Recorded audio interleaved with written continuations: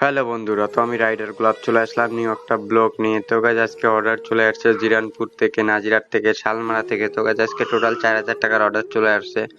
তো গাইজ আজকে দেখতে পাচ্ছ রাইডার নেই, কারণ আজকে অর্ডারের পরিমাণটা একটু বেশি, ওই জন্য আজকে রাইডারকে রাইকা টোটোর মধ্যে চলে আসছি। তো রাইডার থাকলে রাইডারকে অনেক মিস করতেছি, যদি রাইডার থাকতো অনেক তাড়াতাড়ি যেতাম, তাড়াতাড়ি আসতাম। তো টোটোর মধ্যে একটু সময় লাগে, তো চলে আসলাম বেলবাড়ি। তো গাইজ ওই যে বেলবাড়ি দাদার দোকানে দিতে লাগবে 500 টাকা। তো এখানে 500 টাকার পেপসি দিব, 500 টাকার পেপসি দিয়ে তারপরে চলে যাব নাজিরাট বাজারে। তো নাজিরাট বাজারে দিতে লাগবে 1000 টাকার পেপসি। তো ওখানে 1000 টাকার পেপসি দিয়ে যাইতে হবে শালমারায়। তো শালমারায় পেপসি দেওয়া লাগবে, শালমারায় দেওয়ার পরে তারপরে যাব জিরানপুরে। তো আজকে অনেক রাত হয়ে যাবে।